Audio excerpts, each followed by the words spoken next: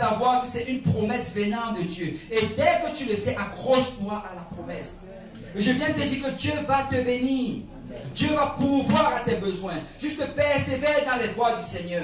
Accroche-toi aux promesses du Seigneur. Peu importe l'opposition, peu importe les attaques, peu importe ce que tes yeux voient, crois dans la promesse. Crois dans la promesse. Et le Seigneur lui dit, car c'est une prophétie dont le temps est déjà fixé. Ouf! C'est Dieu dit, j'ai déjà fixé le temps. Je sais quand ça va arriver. Tu ne sais pas, mais moi je sais. Il dit, je sais, c'est fixé. Elle marche vers son terme. Et il dit, c'est une prophétie. Le temps est déjà fixé. Une chose de particulière avec elle, c'est une prophétie qui est en train de marcher. Waouh! Tu dis, oh, c'est trop loin, ça marche. Elle marche vers son terme. Et elle ne mentira pas. Si elle tarde, attends-la.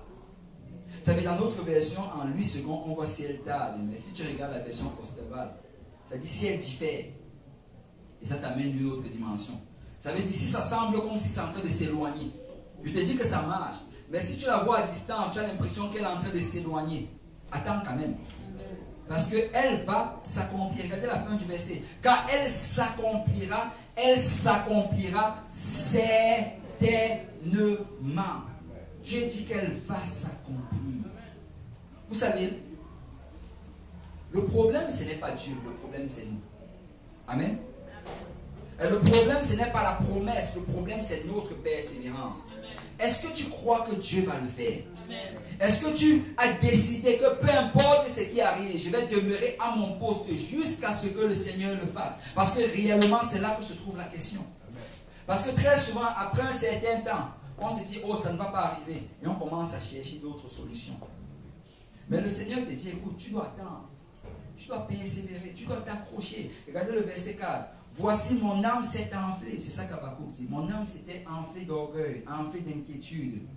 Elle n'est pas droite en lui.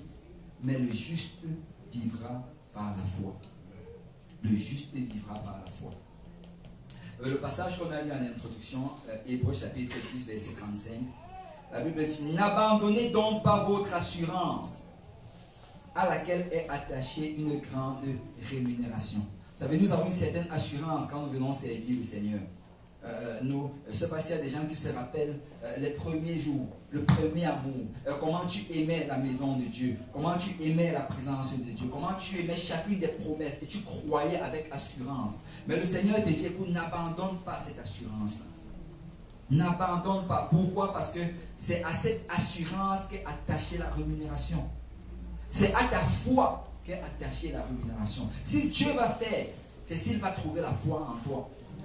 Si tes promesses vont s'accomplir, c'est s'il va trouver la foi en toi. Si tu as décidé dans ton âme que je vais attendre la promesse de Dieu, je vais persévérer dans sa maison, je vais persévérer dans ses voies, jusqu'à ce que cela arrive.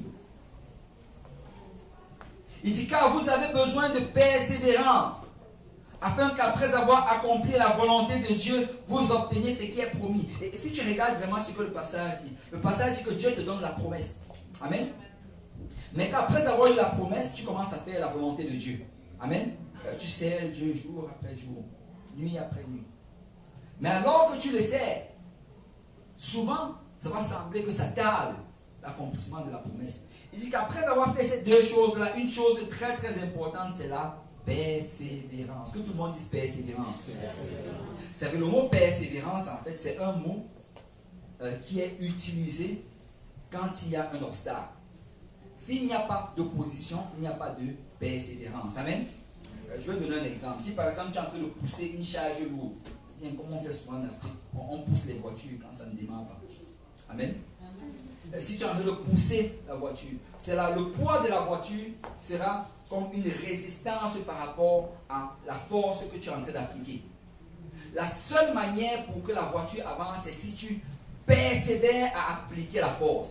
Ça veut dire que cette force-là que tu as commencé à faire, tu continues à l'appliquer, tu continues à l'appliquer. Et après, ça va briser cette friction-là des roues et la voiture va finir par bouger.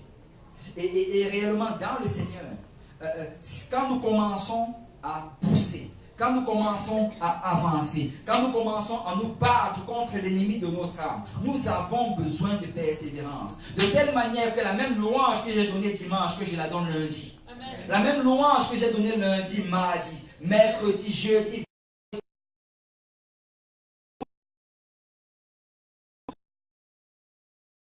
La seule manière d'obtenir la persévérance, c'est de persévérer. Vous savez, si tu veux donner des études bibliques, ça prend la persévérance. Je ne sais pas, mais avec ce que j'ai déjà parlé, même avec mon pasteur, toutes les premières études bibliques que Dieu te donne, c'est avec des gens étranges.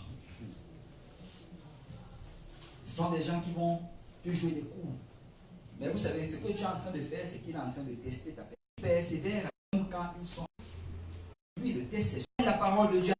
Et ça prend la persévérance. Amen. Donc nous avons de ceux qui ont la foi pour sauver leur âme. Alléluia. Si vous êtes de ceux-là qui ont la foi pour sauver leur âme, si on peut se lever dans la présence du Seigneur. Alléluia. Alléluia. Ça prend la persévérance. Ça prend la persévérance.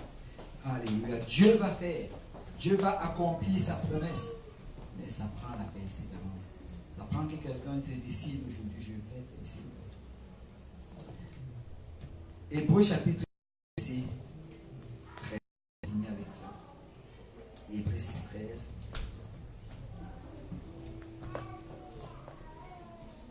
La Bible nous montre le côté de Dieu. Que lorsque Dieu fit la promesse à Abraham de pouvoir dira par lui-même. C'est la Bible nous dit ici que quand Dieu a fait sa promesse, il va, je te bénirai. On n'a même pas besoin de prêcher sur les bénédictions parce que c'est sûr que Dieu va nous bénir. Amen.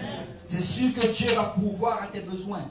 Il va bénir tes enfants. Écoute, Dieu va te bénir. Il dit certainement je vais le faire. Parce que Dieu a juré. Sommes-nous la postérité d'Abraham ou non? Dieu va te bénir. Mais ayant un serment. En fait, la Bible dit que Dieu voulait juste montrer. Dieu n'avait pas besoin de jurer, mais il voulait nous montrer. Et qu'est-ce qu'il voulait nous montrer? Il voulait nous montrer avec immutable. C'est-à-dire ça ne va pas changer. Que ce qu'il dit qu'il va faire, il va le faire. Qu'il a résolu de le faire.